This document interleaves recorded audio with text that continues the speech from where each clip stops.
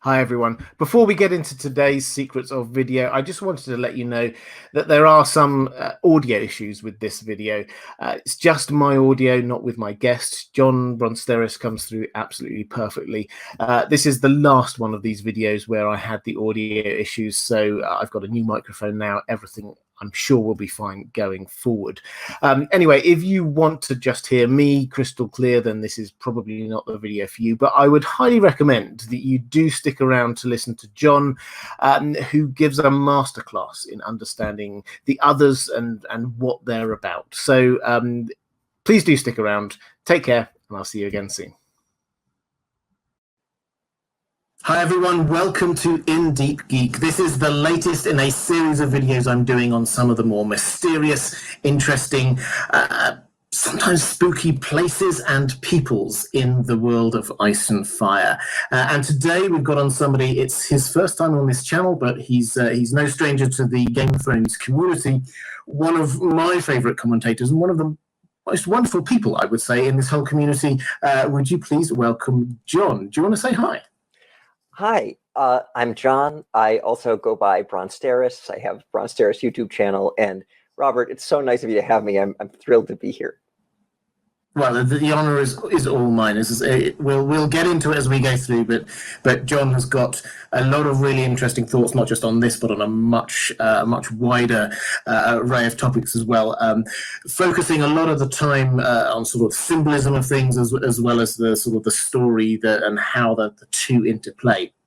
And today, what we're doing is we're going to be talking about the others, and the reason I picked John was because I know that he's been recently looking at these. There's one essay that I will link down in the description that I particularly thought was excellent.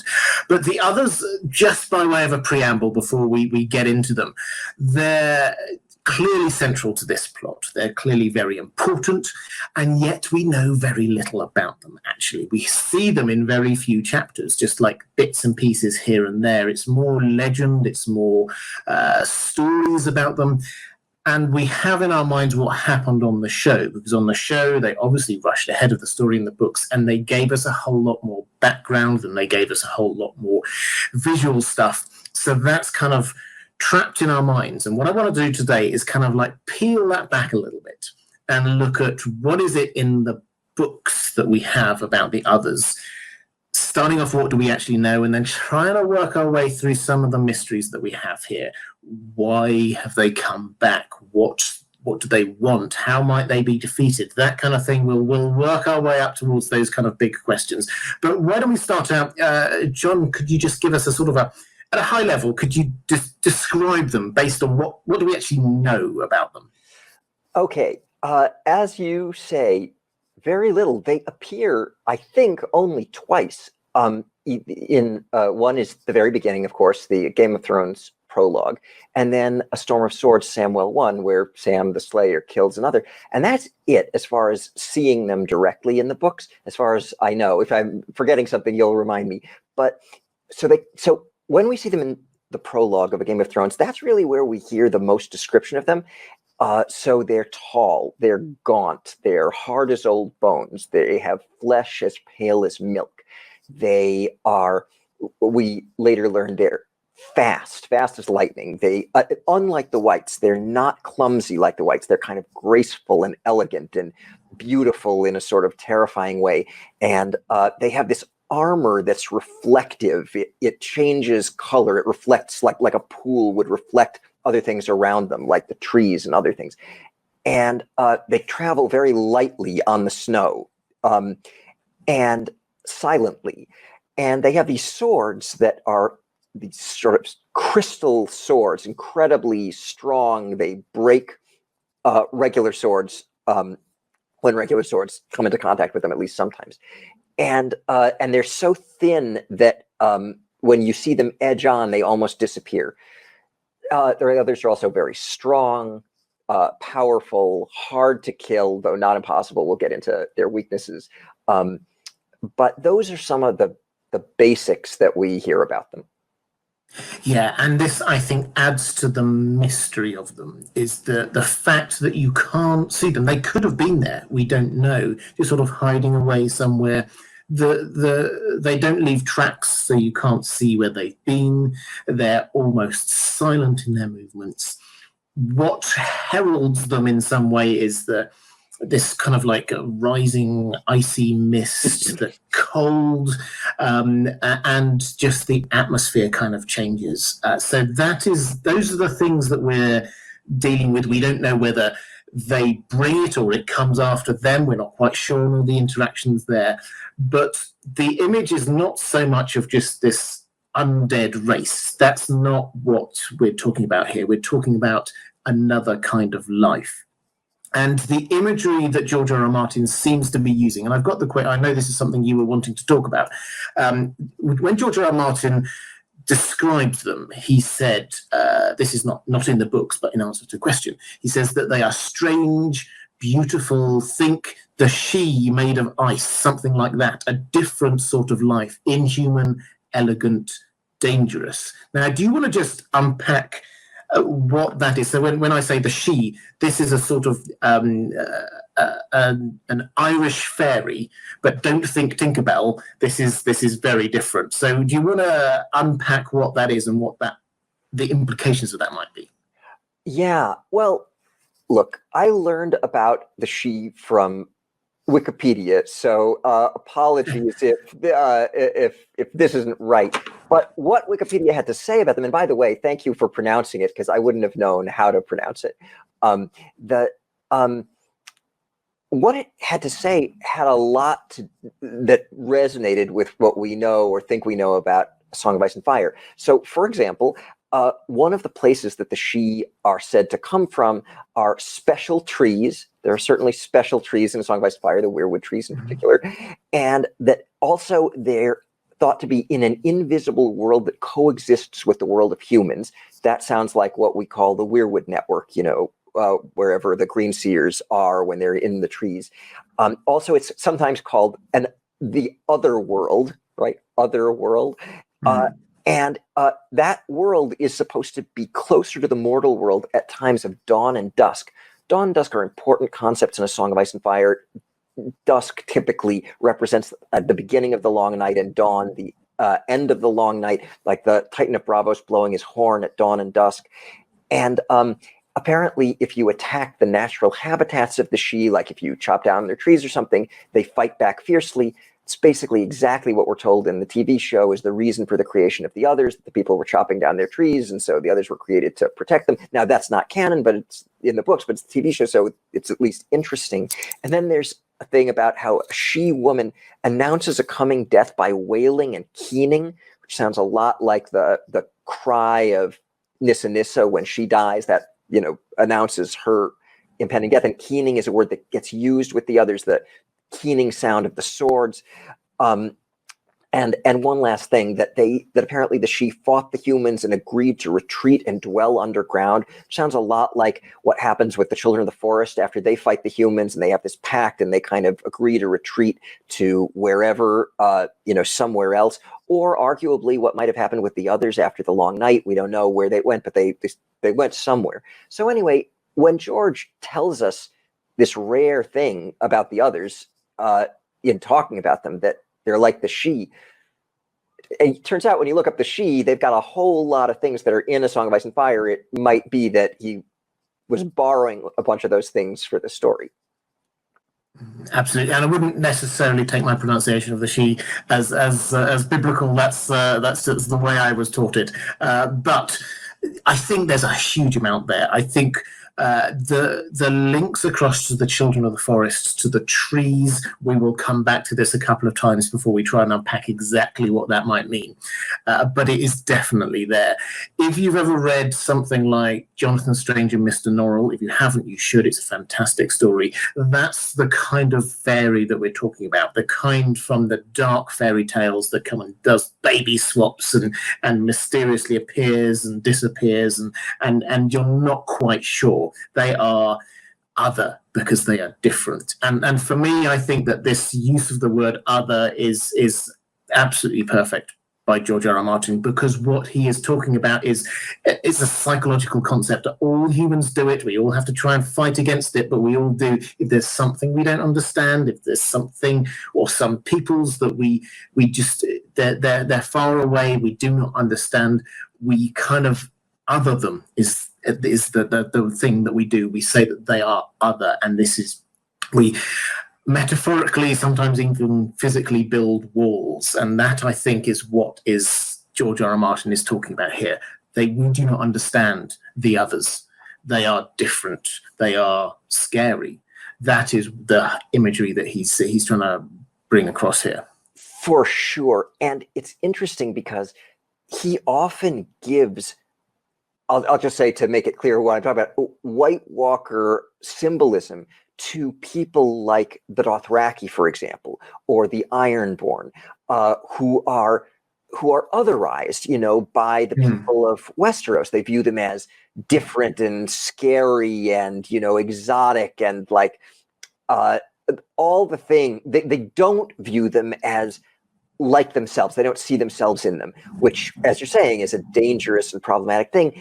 And so by calling them the others, I think George, just as you say, is making that point. And so it's not an accident when he then, gives symbolism to these groups that are clearly otherized. Exactly. And I want to come on to that colouring thing in a little bit, because I think that that's quite an important point here to understand how George R. R. Martin is trying to explain this at a conceptual level. But let's get back to what they are like, what we learn and understand about them, because they clearly have some abilities, some strengths, and some weaknesses that we do know about. Do you want to kick off, and then Sure. then we'll happily talk about them. Sure. If you had to name some strengths and weaknesses, what would they be? Great. So their strengths are, first of all, strength.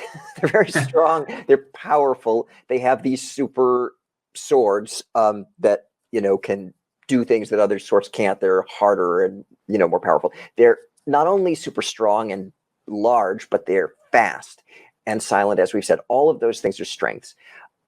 They're invulnerable to most things that can hurt, people.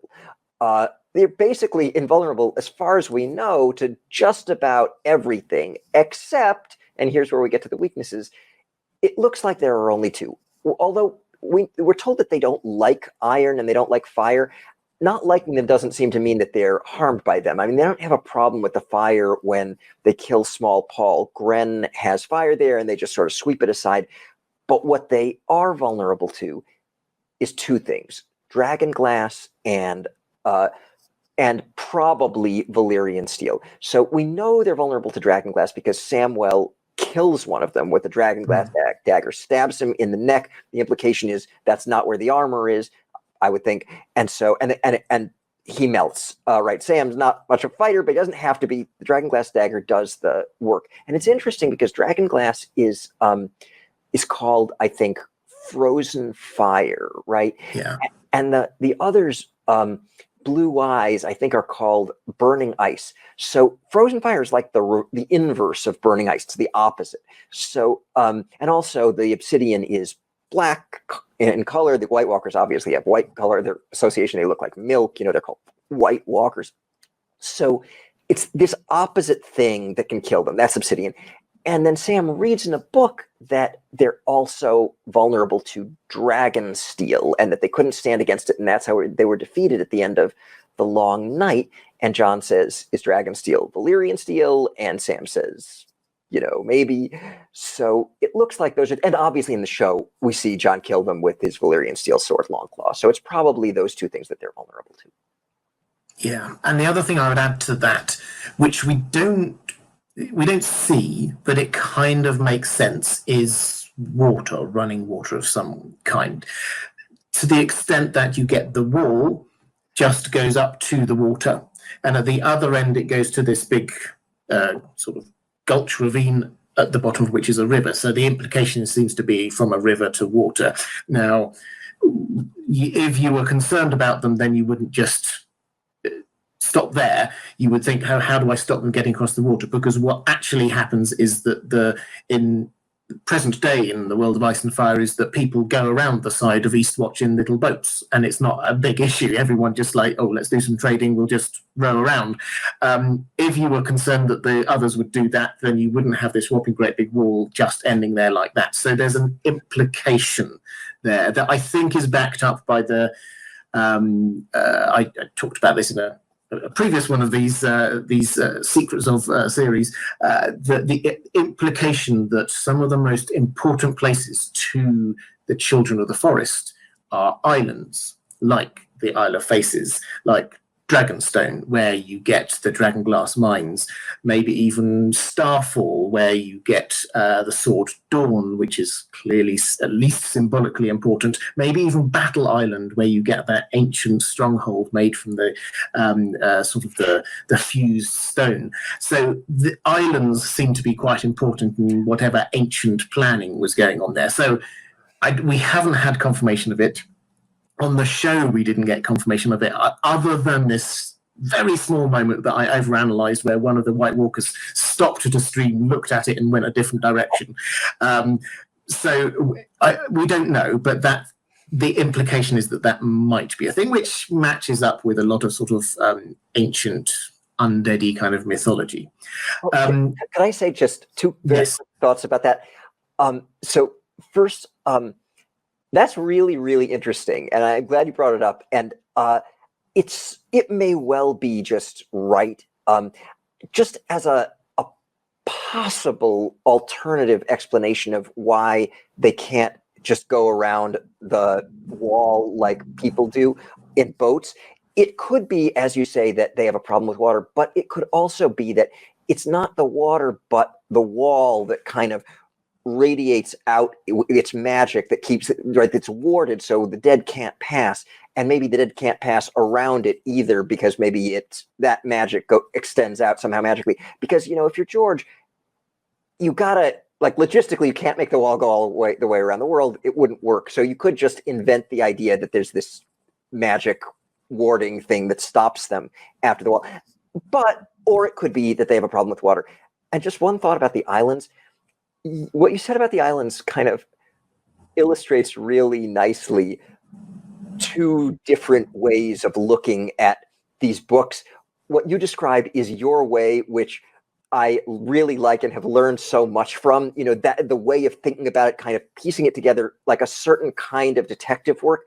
And my way of thinking about it is a different kind of detective work in thinking about symbolism. So for me, the water is a symbol of green seeing, like the Dothraki see the green sea, and Gilly in the show says see, they're spelled different, but they sound the same. She makes the connection, and you can see a lot of the references to water as green seeing metaphors. And if so, the islands would be like where the green seers are. They're in the green sea. They're somewhere within this netherworld, but where they could sort of control things from within it. And the children of the forest, of course, are green seers. So it could be one, it could be the other, it could be both, but it was an interesting little illustration of two different ways of looking at the books. Absolutely. Now, I love this because it means that we both get a chance to sort of share it and perhaps hone each other's perspectives on this. I could come back on that point but that would be slightly digressing. I think that both can be right in my view, and I think that it would work from a story and a literary perspective if the practicalities of something matched up with the symbolism of it. So I think if George is as good a writer as we all know that he is, then that would make a lot of sense if he did that. But again, we should point out the other element of what you're saying about the weaknesses. Again, we get the link across from a very practical sense to the children of the forest. Because if you think about what are they weak to, they're not weak against the kind of weapons that humans use.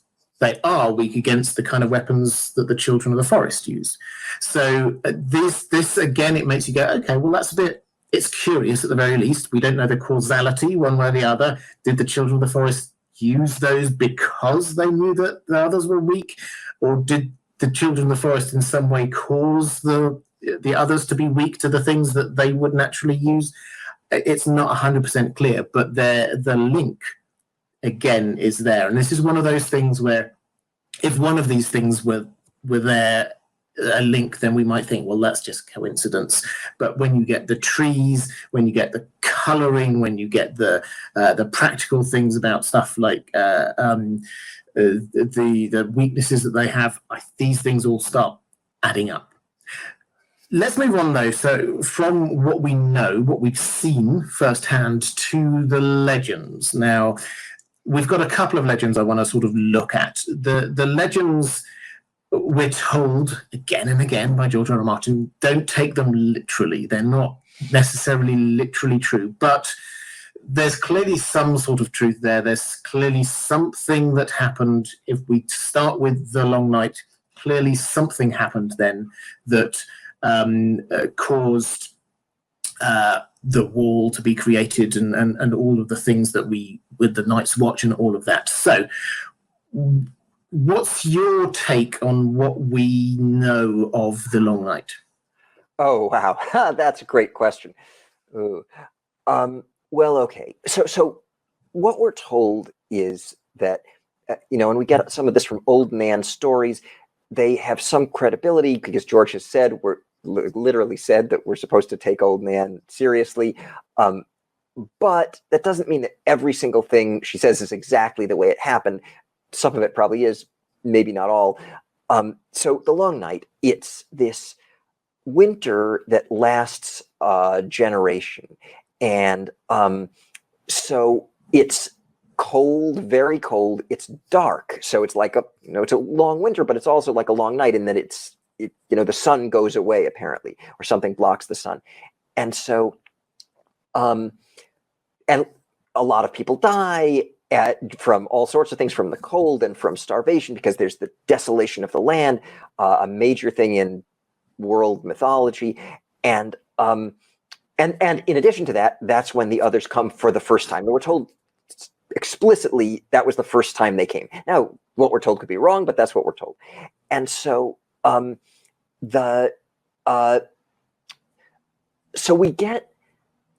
we also get the tale of Night's King, which is a related tale of the early times with the others. And it's interestingly, seemingly different or at odds with the Long Night story, suggesting that maybe either there's some way to reconcile them, or some of the details of one of the stories are wrong, like maybe the Night's King story, some of the details are wrong. So with Night's King, you got this guy who, according to legend, was the 13th Lord Commander of the Night's Watch. And that he was standing atop the wall and glimpsed this woman who basically looked like an other. She had eyes like blue stars and, pale, icy flesh. And in one of the stories, she was maybe a sorceress. So he chased her and caught her and loved her, though her skin was cold as ice.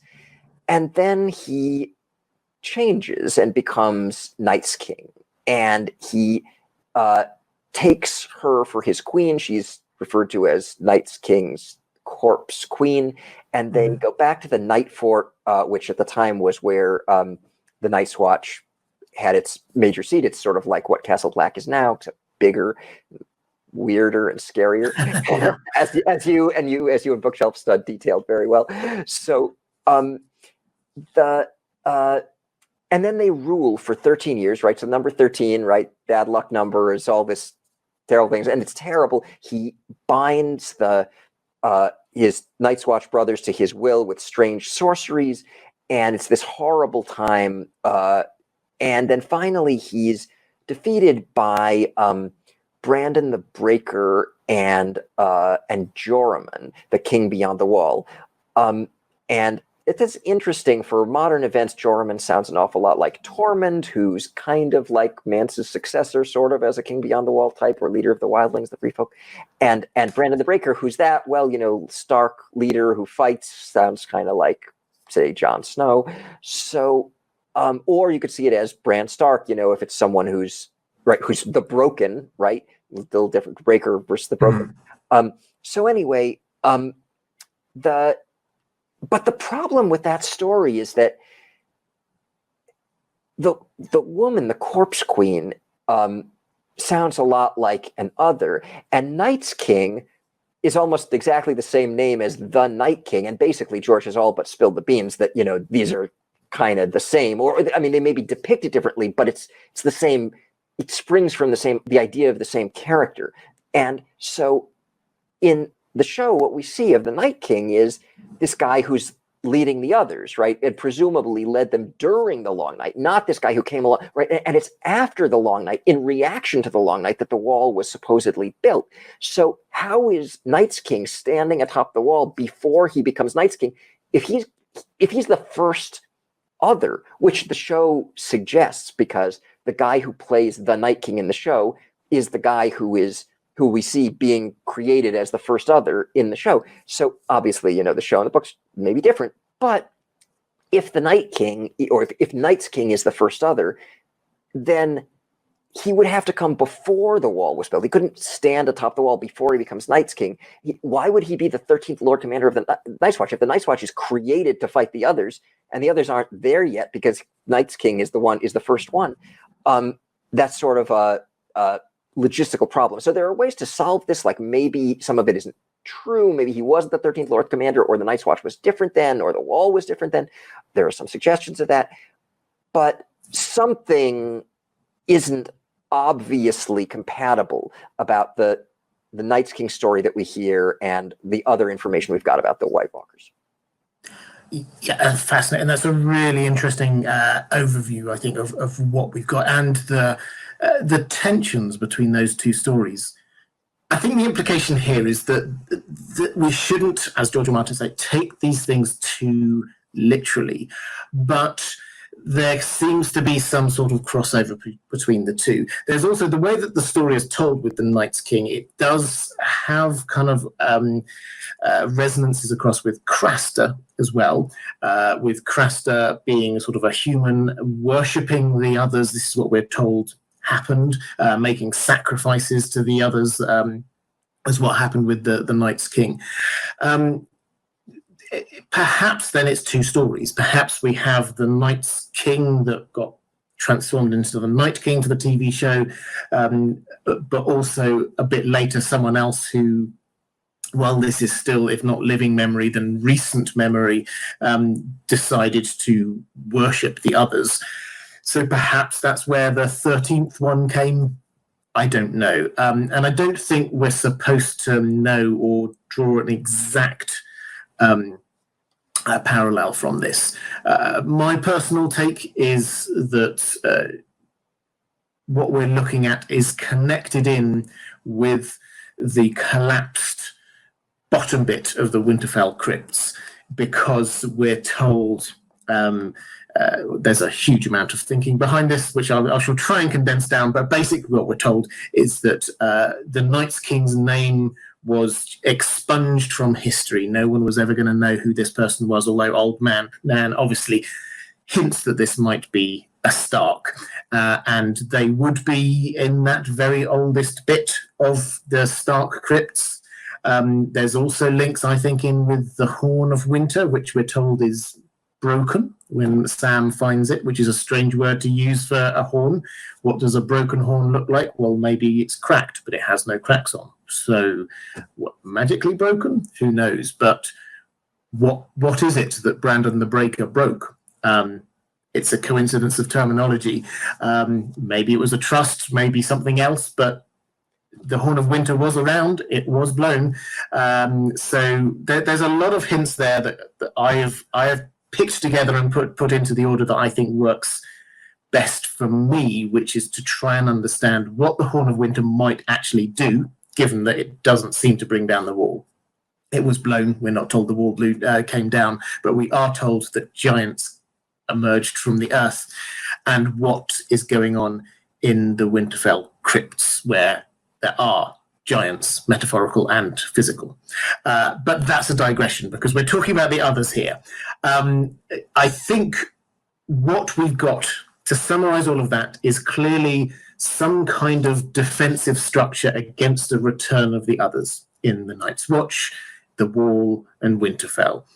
Exactly which role each of them plays we could discuss, but there clearly was some kind of reaction to whatever happened with the others, and they're over there somewhere. We're going to try and keep them out.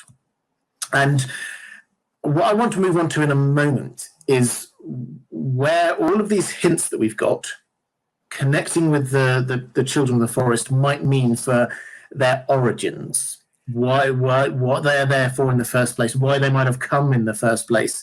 But before we get there, I think the last thing I want to do, something that I sort of stopped you talking about earlier, and I'd love to hear your thoughts now, was about the colours and the symbolism, and what that might mean in terms of who they are or what George is trying to show us through them.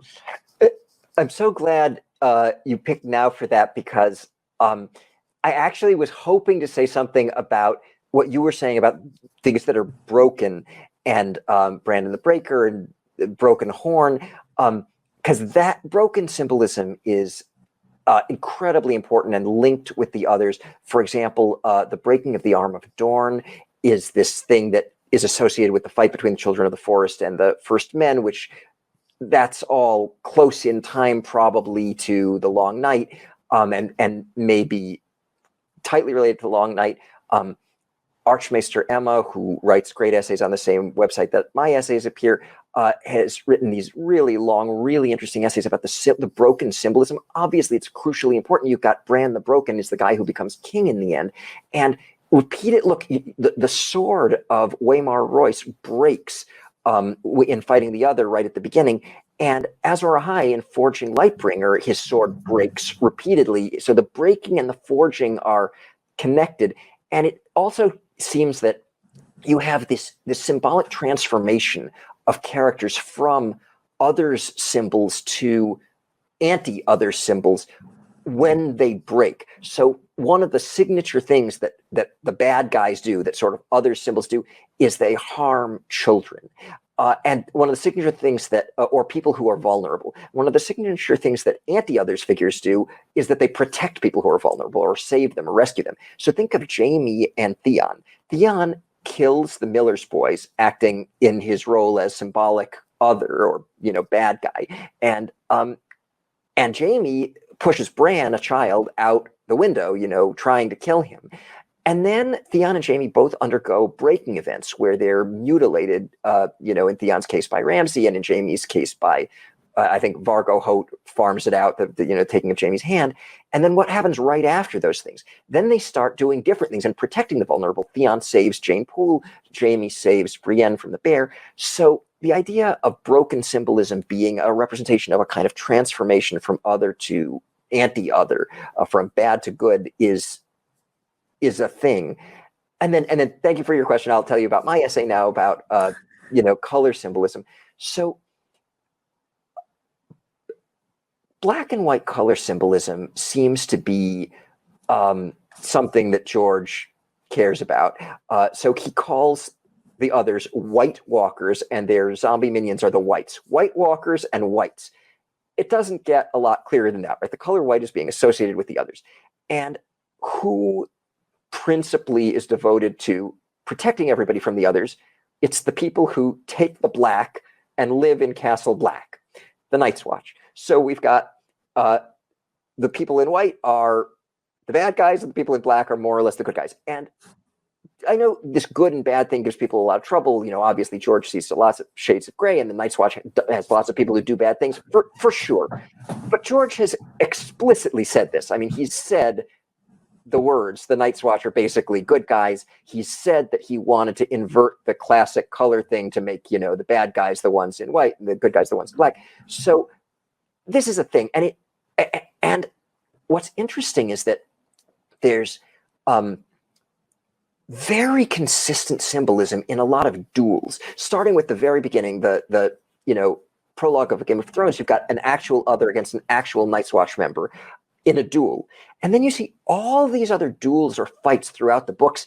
And in my essay, which you'll link to in the description, I just give example after example after example of the incredibly sort of shockingly consistent symbolism in the duels, where in each one you've got one character who represents the other archetype and the opponent who represents the last hero archetype or the anti-other archetype. And it's the other archetype who's always a knight. Or in one case where it's Osnaxopal, who's not Westerosi, he can't be a knight. So George says that he looked like a knight. So they're knights, and then the anti-other figure is always not a knight.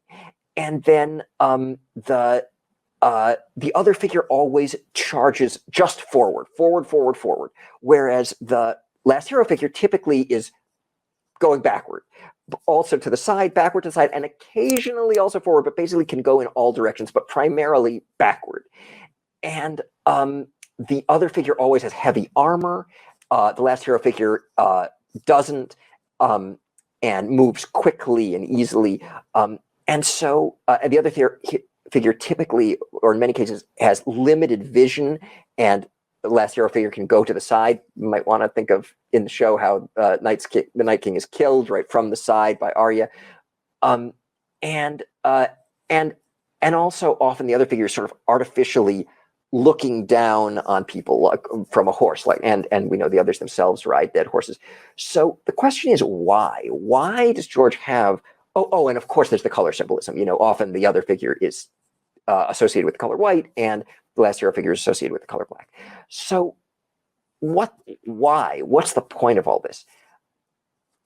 That's one where I don't know, but I could take a guess. And my guess would be that George wants to express some of the themes of the story by linking qualities that he wants to disfavor with the others and qualities he wants to favor with the anti-other figures. So certainly it makes sense that the other figures are often threatening children and the anti-other figures are often protecting children. And but also heavy armor and limited vision are associated with rigidity, something that George is clearly against. George wants people to see things as they are and to be more flexible and willing to, use common sense and not just be rigid with rules. Having the knights be the other figures. Think of Brienne, famously not a knight, who's so good and embodies all these virtues of knights. Sandor and his brother Gregor. Gregor is the one who's a knight. Sandor isn't. Now Sandor is deeply, deeply, deeply flawed and imperfect himself, but he's a heck of a lot better than Gregor. And he's the non-knight. Gregor is the knight. Gregor is like the opposite of everything you would want a knight to be. So I think the point there is that it's not the title that matters. It's how you act. And so that's what I think is going on. I explain it in a little more detail in the essay. Yes, so to summarize, what I take from that is that George R. R. Martin takes this theme that he introduces right in the prologue of the others versus the anti-others. The others have all of the things that you talked about, the armor, they're always moving forward, the rigidity, the lack of vision and all the rest of it. And they're coming up against the opposite. And that he replicates across all over the place. And to pick a couple of random examples out, you get the Mountain, who you were talking about, when he's fighting Oberyn Martell. The Mountain, big, armoured, can't see very much, all the rest of it. Oberyn Martell, much more lightly armoured, moving about on the defensive. And also Bronn up in the Eyrie when he's fighting the knight whose name I forget. That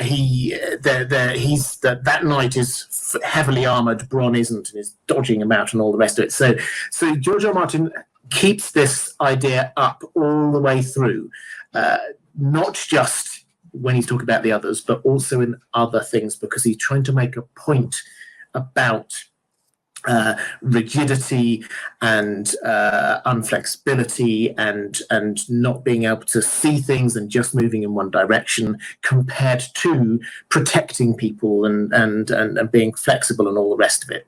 Is that a fair sort of summary?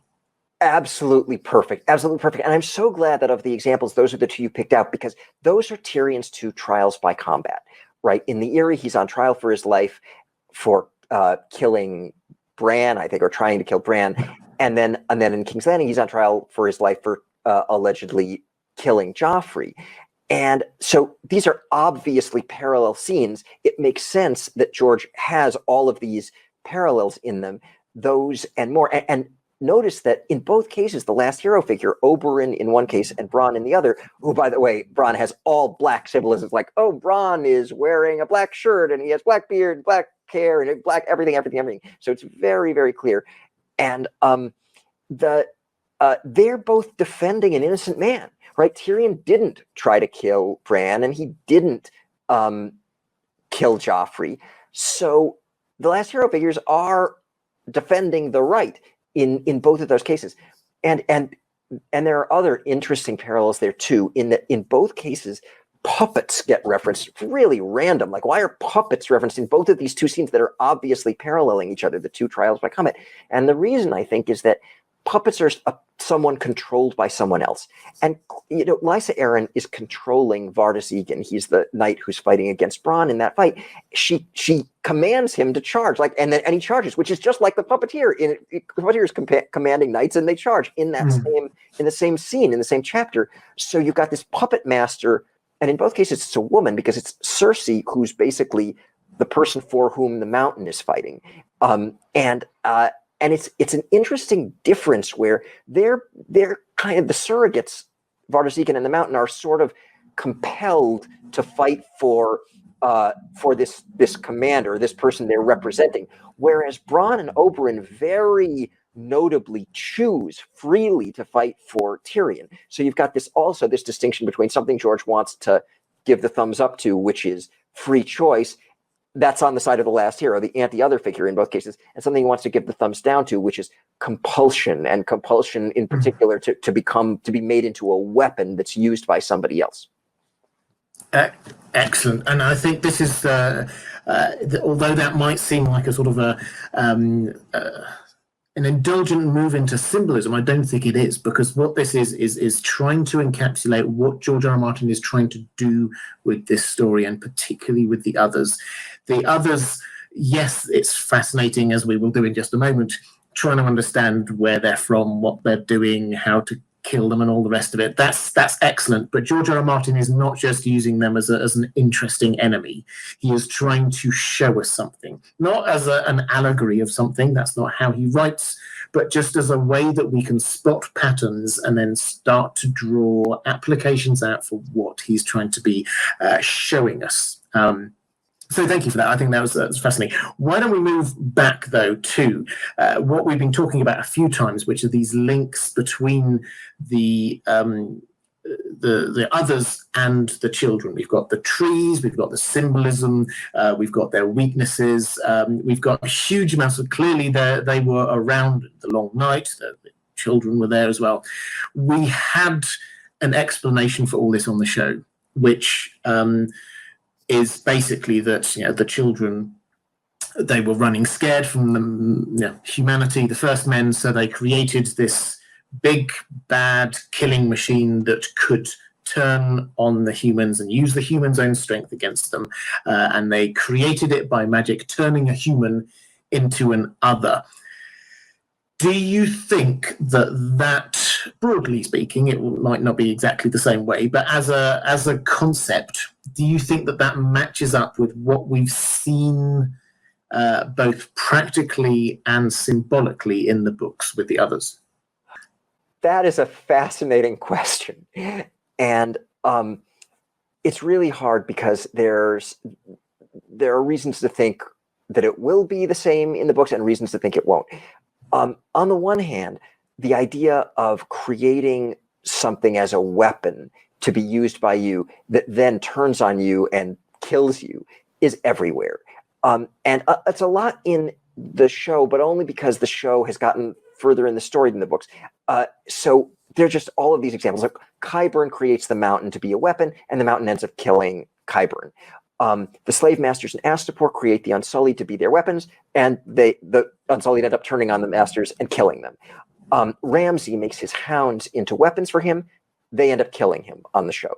And Cersei makes the sparrows into weapons for her. They end up turning on her. So it just happens over and over and over again that somebody makes people or animals into weapons, and then those people or animals who have been made into weapons turn on the creator. And that's exactly the story we get in the creation of the others in the show, which is the children of the forest created the others as weapons to use against people, and then the others turned on them. So maybe that's what happened. On the other hand, I don't know, like we've got these seemingly really important stories about people back at the time, human beings like Azor Ahai, and Night's King.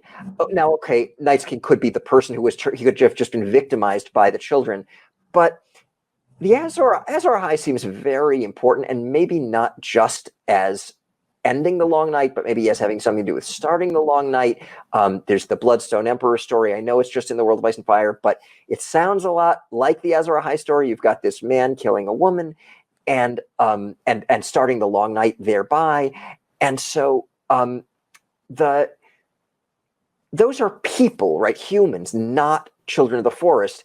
It sure seems like humans probably were heavily involved in whatever crucial thing happened that started the long night, not just that humans were victims. So maybe the TV show simplified it, and maybe what they showed did happen to one degree or another, but it was more involved and more complicated with people playing more of a role in the event. Yeah, I think that's fascinating in that one of the things George R. R. Martin has said, he's a huge fan, as we know, of J.R.R. Tolkien, but one of the critiques he makes is that he doesn't like the way that, say, orcs are all the same. They're all baddies. And he thinks that, in real life, there are factions. There are some who have doubts about a certain course of action. There's internal strife and all the rest of it. And for him to be talking about that makes you wonder, how is that going to play in here? Because we've got a couple of big groups like the Children of the Forest, the others, the First Men, of course, to start with, who we're told seem to act as one. The First Men came in, chopped down all the weirwood trees, the Children of the Forest did big woo-woo magic and destroyed lots of things, and the others then came and tried to kill everyone. And it does seem very much monolithic. This group of people did that group of people did that. I do wonder whether or not it is, as you say, more complicated, that there were different factions in there. I do take the practicality argument quite strongly, as I'm sure you'd expect, in the weaknesses that, as I was highlighting before, if you were the Children of the Forest trying to create an enemy for the humans, you would create all of these strengths, stronger than humans, able to use humans' numbers against them. So when you kill a human, you could just raise the human. These were problems that the Children of the Forest had because they couldn't do either of those things. There were fewer of them, and they weren't as strong as humans. And you would create this sort of, in case things go wrong, this fail-safe. They're vulnerable to our weapons. So that does kind of make sense. I think the thing that I wonder about is the extent to which the magic, if that's the right word, that the others seem to have, does seem to be this kind of twisted version of the magic of the First Men, the kind of the warging magic, where you can control. And George R. R. Martin has been very clearly not answering questions on this, which implies that there's something there. That when you get Bran, he can go into humans, animals, whatever, make them do what he wants to do. The others seem to be able to do that to dead things, and so it's a sort of a twisted thing there. And certainly on the show, the Night King seemed to be working on the same sort of astral plane as Bran, so there seem to be connections going on there. So if the plan was to create this baddie who was the opposite of humans, was the plan all along to have them with these abilities, or was that just a mistake? They caught the wrong guy or something like that. What's your sort of take on that? Was that intentional for them to have all of these things? Oh, that's a really good question. I mean, So the Children of the Forest are the original Green Seers. I mean, we're told that in A Dance with Dragons when Bran is learning from Bloodraven, and there's green seeing is deeply tied into what's going on with the others. I mean, as you say, right? It's the same thing, right? They're raising the whites, and so they're inhabiting them in just the way that Bran inhabits Hodor, let's say, or and so it doesn't. I guess your question is, did they want the others to have this green seeing ability? I mean, you would think not, or maybe they thought that they, as green seers, could control the others, but they couldn't. They lost control of them. The way that all these other examples of creators lose control. Qyburn loses control of the mountain, Cersei the sparrows, etc., etc., etc., Ramsay the dogs. So I don't know whether they intended for the others to be able to raise the dead or to be green seers, and that's one of the things I've always had trouble with the show's depiction. It seems to me more likely that this figure who becomes Night's King was more had more agency in becoming Night's King, that it was kind of like a hostile takeover of the power of the weirwood net, the trees, right? We're told that becoming a green seer is wedding the tree, and we see all these examples of forced weddings in the story, right? So I think that's like the other thing to do, is to wed the tree without the tree's consent, to go in and take control like Night's King and sort of take over the power of nature for yourself and use it to kill, whereas the Last Hero version is more like a consensual wedding. You're working with nature to use its power to sustain nature and protect nature. Yeah, I think I love that. I've not really thought about that kind of forced wedding again, but again, this is something that does come up quite a lot of times. I think the other thing in terms of why they came the first time is that this does provide a reason.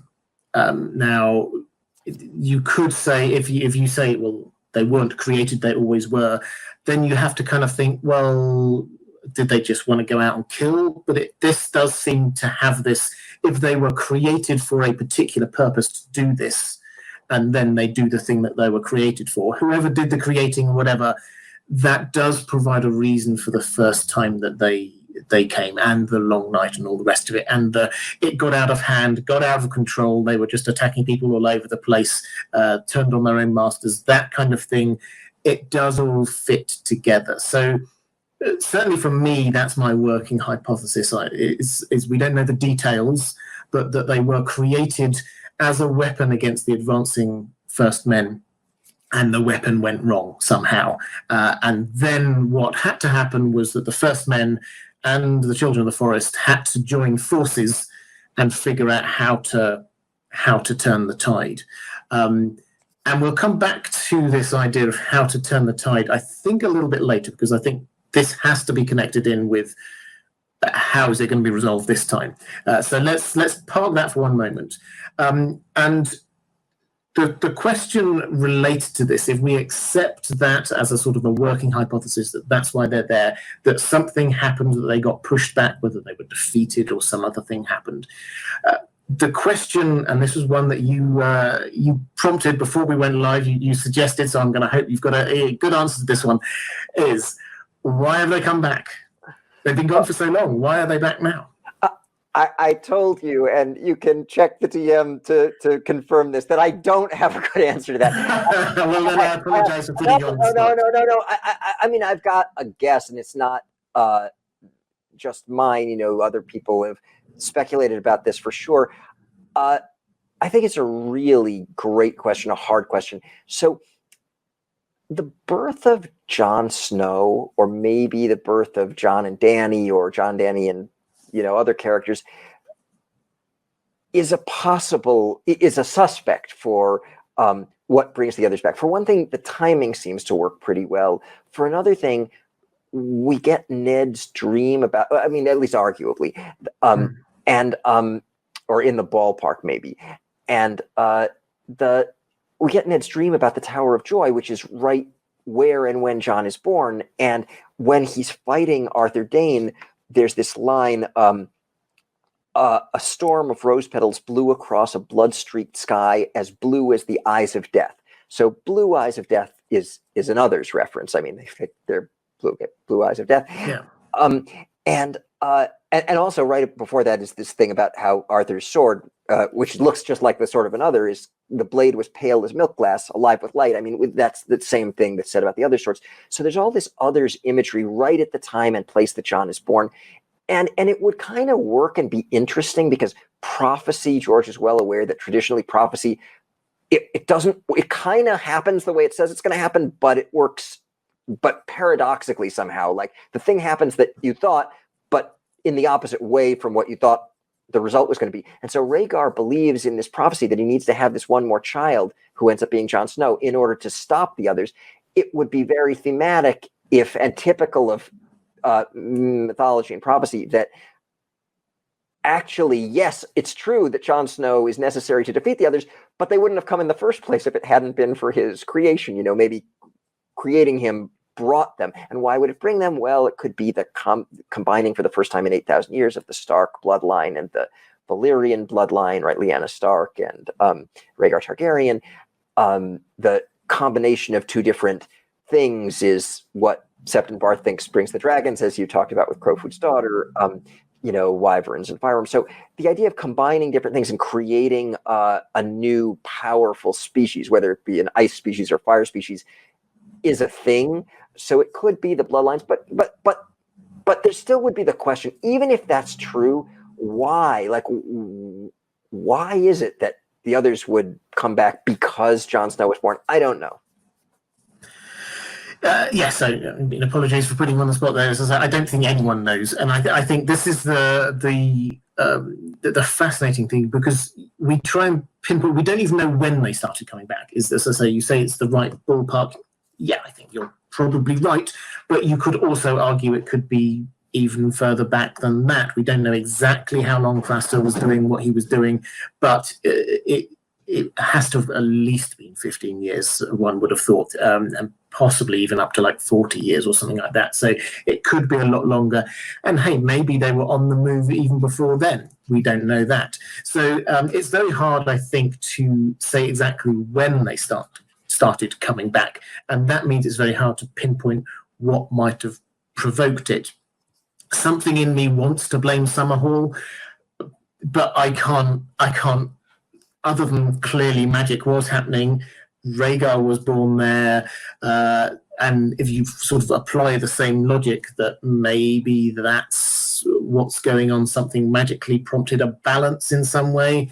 I did a video recently about the bloodline of, I think I called it the bloodline of Azor Ahai, and my theory was that yes, Jon Snow is the marriage of Targaryen and Stark, ice and fire, but actually, if you take Rhaegar, and also incidentally Dany and Fagon, if he really is Aegon, if you look back at their line of parentage all the way through their parents, their parents, their parents, there's lots of people who intermarry into the Targaryens, but just on that one line, you get one Andal, an Arryn, you get one Rhoynar, a Martell, you get one Dane, whatever House Dane happened to have been, you get one First Men, House Blackwood.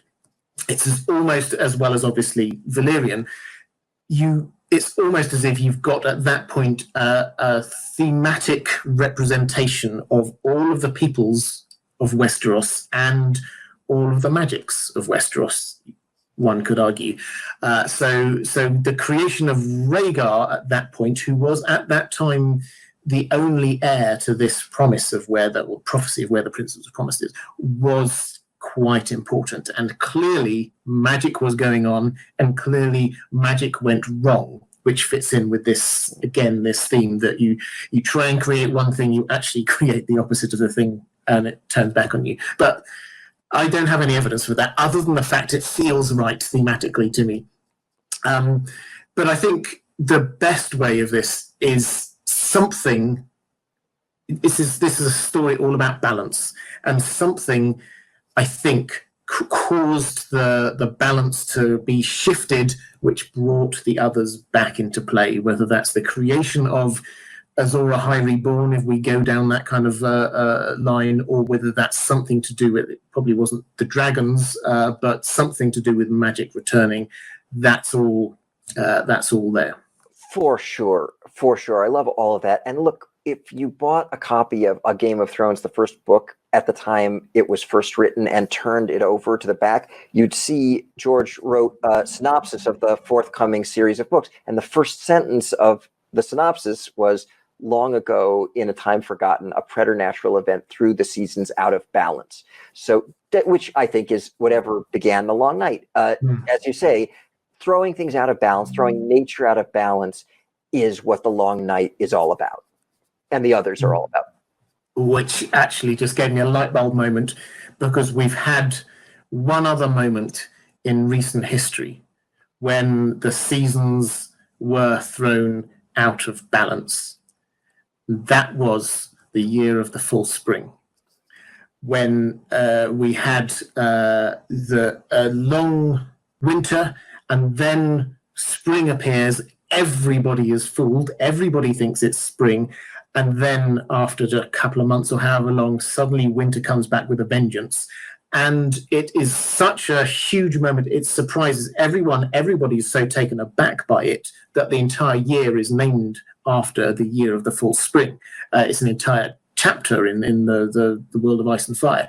So maybe, here's my new favorite theory on this, maybe if George is saying that, the putting the seasons out of kilter was what started all of this, maybe the magic that, and I think that there was magic that made the year of the full spring, maybe that was what revived them once more. Somebody stopping winter brings winter from the north. Yeah, it's a good idea. I mean, definitely these,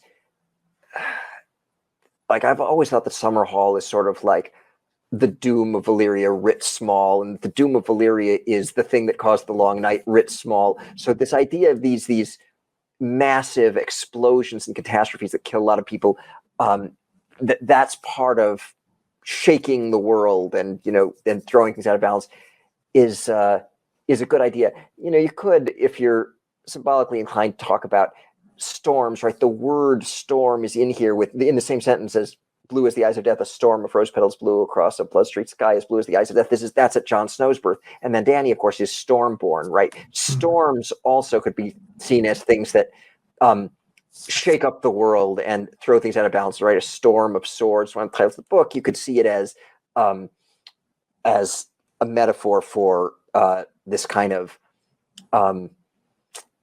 thing that unnaturally alters, like a little bit like the breaking of the arm of Dorne. It's this some natural or unnatural event that messes with the normal flow of nature. So, but who knows which specific thing. I like your ideas, Summerhall or the false spring. I also think it could be the birth of Jon and or Dany. I wish we knew a little more about this. Yeah, absolutely. And I love your polite way of saying interesting idea, Robert. However, I think you're far too polite to say that. I think that the thing we can agree on here is that something prompted it, and it was something magical, and it was something to do with the balance of magic in the world, something like that. We just do not yet know exactly which thing it was. But it has brought them back from wherever they were, in hibernation, in hiding, whatever was the situation there. And the sort of the $1 million question, which we had all the way through the show, was what do they want? Other than, on the show, the answer seemed to be just kill everyone. Now, that is an option, of course. That could just be what it is. Do you think there's something more here, though, than just in terms of what we've seen of what they've done? As you say, only really seen them appear a couple of times. Do you think that those bits of action imply that all they're after is just to kill everybody, or do you think that there's another layer going on here? Yeah, I was excited when you mentioned that this was going to be a topic, because here I get to be the foil for the interesting, good, exciting theories that you're going to express, because I actually believe they do just want to kill everyone. I think that that's it. I don't think. I mean, for my opinion is that it's not more interesting than that's it. They just want to kill everyone, and that they're not. There isn't more to it than that. However, I am super excited to hear your ideas about this. Right. Well, I'm in some ways I should probably start to say I'm as flummoxed as everyone, but I do not think that George R. R. Martin has created a "they just want to kill everyone" thing. That seems maybe I hold him in too high regard, but that seems just too basic. I do think that yes, it is in their instincts. They are a different form of life, but it's clearly in their instincts to kill humans. That is what they are about, and I think that they will do that. They will kill humans and they will reanimate them. However, I think that if they've had all this time to reflect, to think, what is it that they actually want? I wonder whether this is a "I want to confront my maker" moment. So who they're against is not so much the humans as the children of the forest. Now, it may be that they're trying to kill them, perhaps. Maybe it's this kind of idea, the Blade Runner idea of "I just want to meet my maker, I just want to understand my maker." The show very clearly had this raid on Bloodraven's cave. Now, we shouldn't take everything the show says as that's going to be exactly it, but I think it makes sense that at some point they do go there. And they seem to be going there as much to kill the children of the forest as the humans, because frankly, there's 3-4 humans there, not that many of them. And yet the entire force of the White Walkers there did seem to descend upon it.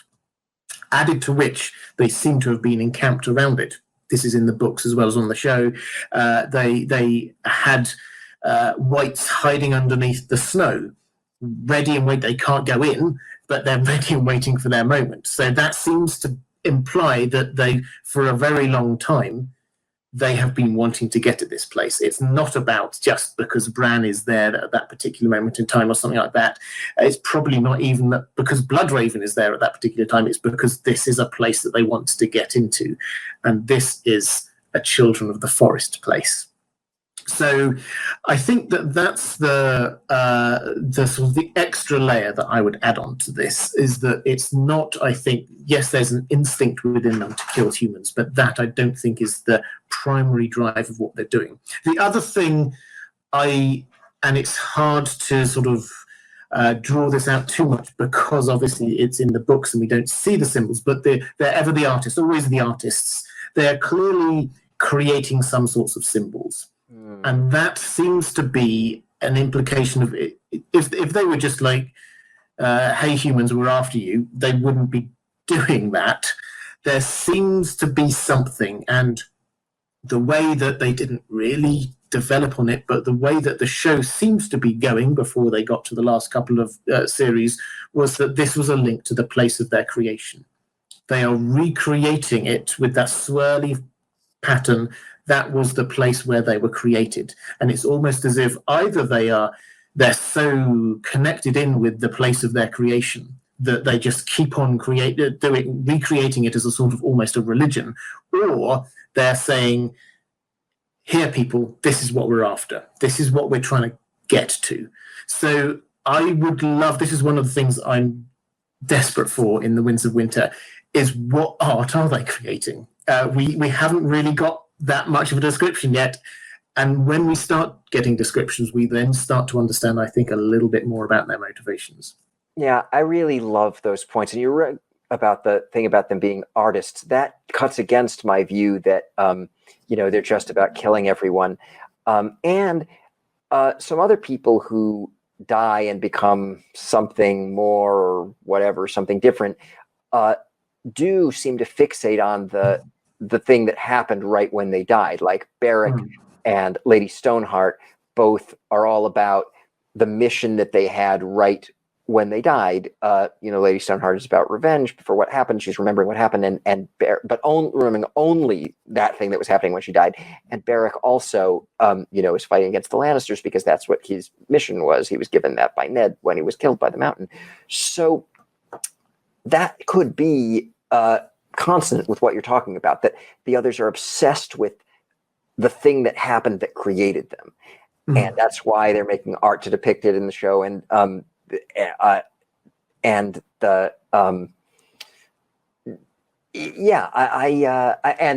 it could support your view that they're obsessed with the Children of the Forest as well, and that's who they're going after, not just Bran and Bloodraven. I had thought that it's Bran and Bloodraven because they have special power that's specifically being used to kind of protect everyone against the others, to fight the others. And Bran seems to have some echoes of ancient people who were involved somehow with what was going on with the others, for and or against. But because we're told that like Bran Stark might have been Night's King, but we're also told that Bran and the Breaker defeated Night's King. Bran, and here we've got Bran. So, but yeah, I like the ideas, and I think you make really good points, and I too am eager to find out more in Winds.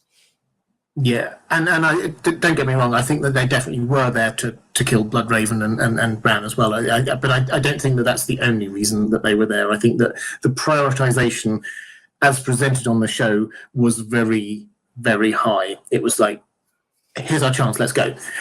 So that was, and after spending years wandering aimlessly around the north of the wall, and then suddenly the moment that they can get in straight away, they're there. It was very, very apparent. So let's move on then to, if that's the $1 million question, I think the $1 billion question is, how do you stop them? Now, we parked a little bit earlier this question of how the first long night ended, because that surely has to give us some hints about how this might work this time round. And that does appear to be what a lot of people are thinking, whether they say it or not. We're after Azor Ahai reborn, because clearly Azor Ahai did it the first time. Let's get him back and do it again.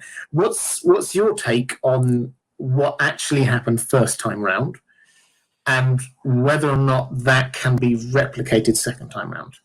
Oh, great question. And this is one where my wild guesses, and I think it's, if someone's got something better than a wild guess about what ended the first long night, good for them. I would like to learn from them, because I think it's very, very hard to have more than a wild guess about that.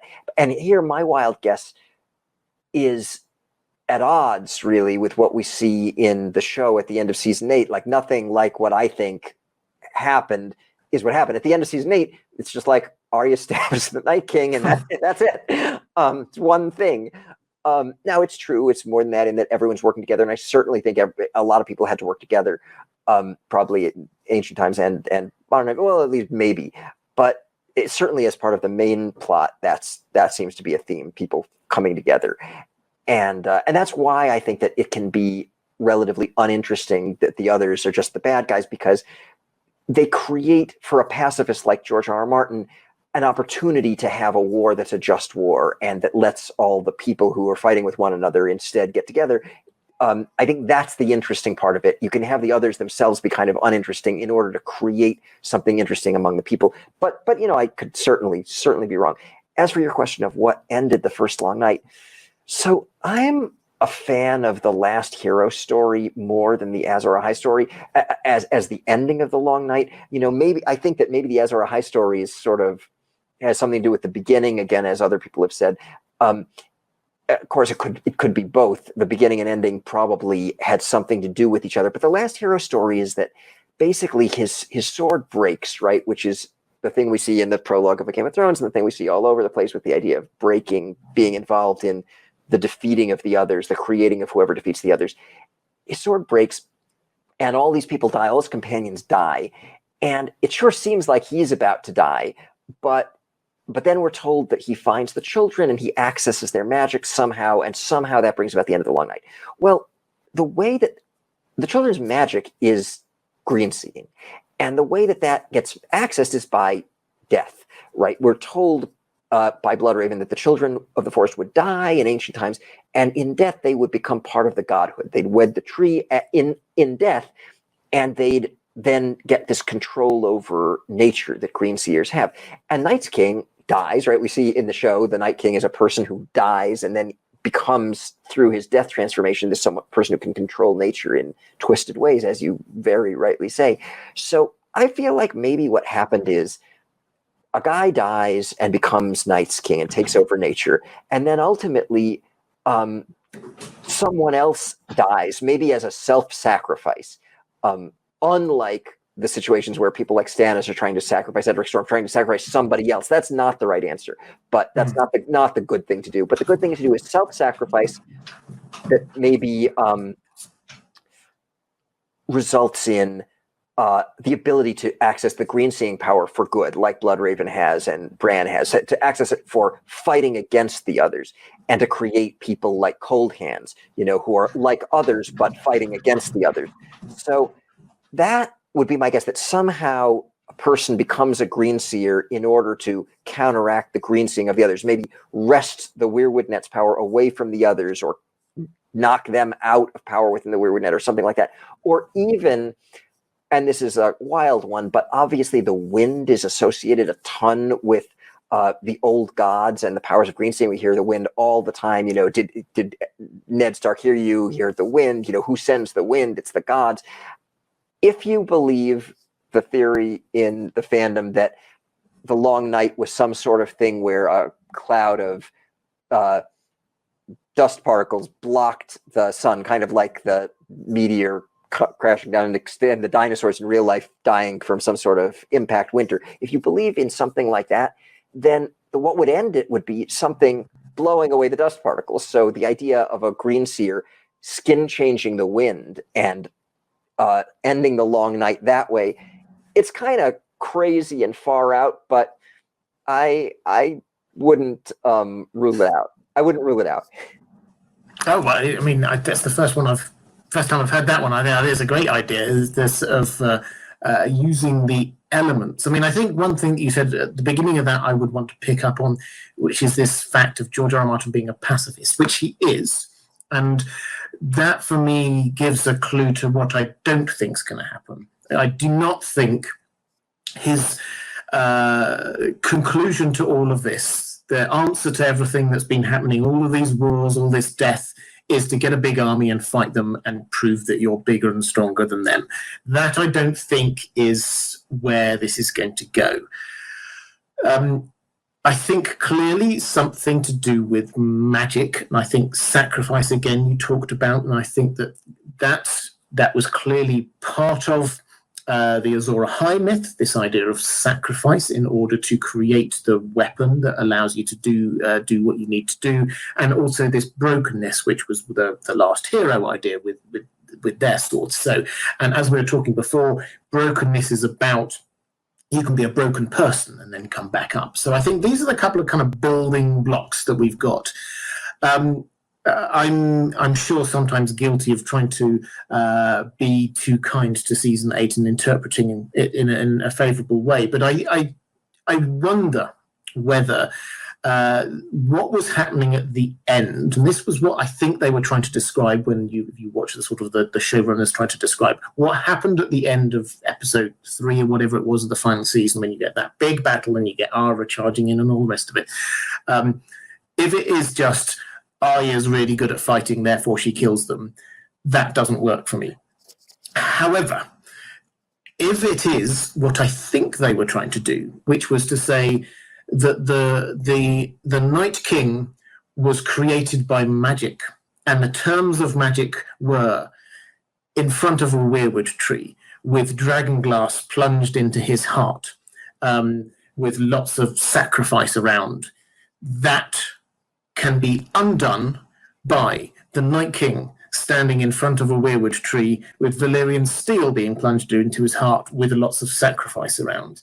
That idea, as I say, I don't think it would work out in the exact same way because the showrunners have admitted that they made that up.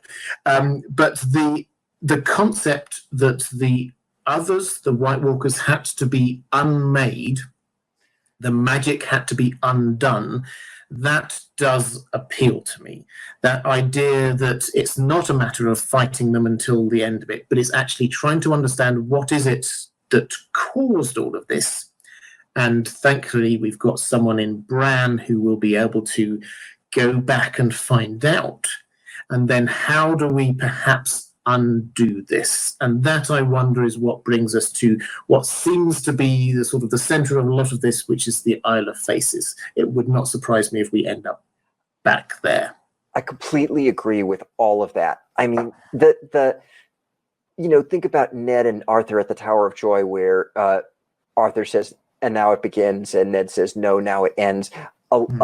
That's a dialogue that's repeated by Catelyn and Lysa at the Eyrie after Bronn wins the trial by combat, and Lysa says something like, "Well, now it's the end," and Catelyn thinks to herself, "No, it's only the beginning." The idea that, and then also the horn, Titan of Brabus blowing the horn at dawn and dusk. The idea that the end and the beginning are the same or are linked, or whatever causes the end also causes the beginning, whatever maybe causes the long night also ends it, or is very tightly linked with it.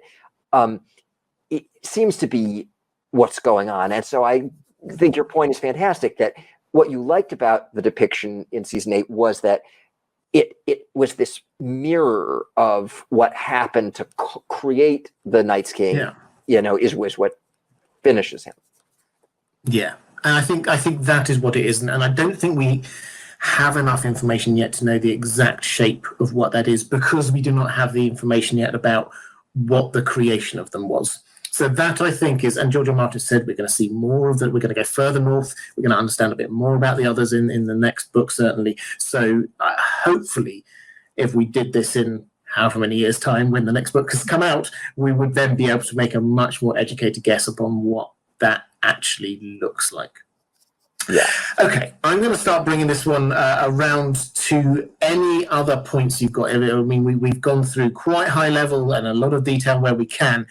Is there anything else that you think that it would be really useful for us to just have a quick look at? Well, I guess I would just say that I think there's, just even forgetting about any sort of symbolic analysis, just like reading the words on the page, it's very evident, I think, that the others come from the trees, meaning probably that a green seer, creates them and sends them out of the weirwood net, or has something to do with that. But whatever it means, whether it's a green seer or not, they come from the trees because. So first of all, they're called the White Walkers of the Wood in Samuel 1 and A Storm of Swords. Old Nan says the White Walkers move through the woods, but then most importantly, both times we see him twice. In the prologue of A Game of Thrones, Will is in a tree. He whispered a prayer to the nameless gods of the wood. The woods gave answer, and then the others appear. So, and then we're told right after that they're pale shapes gliding through the wood. A shadow emerged from the dark of the wood. Right, they emerge from the wood. I mean, it's very specific. It's like you pray to the woods gave answer, and the answer is the others. And then again in Samuel 1, the other time they appear, right when they appear, we hear the wind sigh through the trees, the lower branches of the great green sentinel, that's a tree, shed their burden of snow. So, and that's right, that's the moment that the other shows up. So I think we pretty much know that they're coming from the trees. What that means is open to interpretation, but it probably means that a green seer is, sending them. Yeah, and potentially that they need to go back to the trees. Absolutely. Which I think brings us back to this idea of undoing what it was that was there. And Children of the Forest, as you say, at the end of it all, their lives, they go into the trees, as it were. And maybe we've got too much of a digression to go to the Faceless Men, but with this idea that all men must die, they need to find their peace in some way. They need to get back to what is natural, whether that is just an end to their life they are different, they are other, because they are unnatural in some way. They don't quite fit. And the ending to this story, this bit of this story, is about, I think, getting the natural end for them, which isn't just hacking them to bits. It's somehow figuring out what it is that needs to be done, undoing the magic that made them. Totally, yes, absolutely right. Restoring the balance of nature, as you said before, is, I think, a huge part, maybe the biggest part of what the story is all about. Something unnatural has happened. The others represent that. I think the dragons probably also represent that. It's too much power, too much fire power, too much ice power, and people can't control that kind of power, and it results in a lot of death, like the death that Dany wreaks on King's Landing in the end of the show, and obviously what the others do. So restoring balance and limiting people's access to power, limiting that kind of power in the world, and having more normal, natural seasons and normal, natural human interactions with nature, where people use nature, but in really limited ways that are preserving, not destroying. That's what I think it's all about. Excellent. And I think we'll wrap this one up there, but I just wanted to say, I think I said at the beginning, I knew that we get a lot of excellent stuff from you. You've got such an analytical mind that can work through the symbolism of things, as well as trying to map that across to what that means for the story. It has been an absolute delight having you on. I will definitely try and persuade you to come back on some other time. Do you want to just let people know where they can find you on the internet? Absolutely. And it was a huge delight to come on. Thank you so much. I enjoyed it immensely, and I knew I would. It was great to get to talk to you. Always great to get to talk to you in any context. I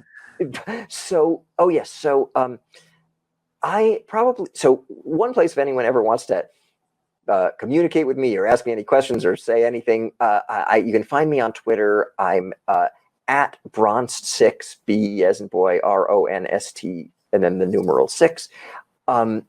Or you can read my essays on a website called Red Mice at Play, and I'm Bronsterys there. So you click on Bronsterys' essays. There are a couple of essays, one about white and black color archetypes, and the other about sort of the others as surrogates for Green Seer. And then there's also, I have a YouTube channel, the Bronsterys YouTube channel, BRONSTERYS YouTube channel. So, which Robert has been on when we were analyzing season 8 of the show. It was that was certainly a highlight. So yes, those are the places to find me.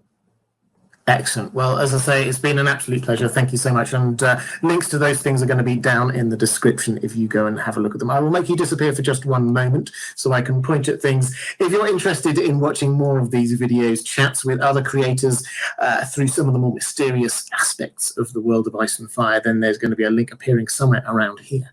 If you are interested in supporting this channel, getting access to all the audio that I ever produce, extra stuff I produce just for my patrons, then please check out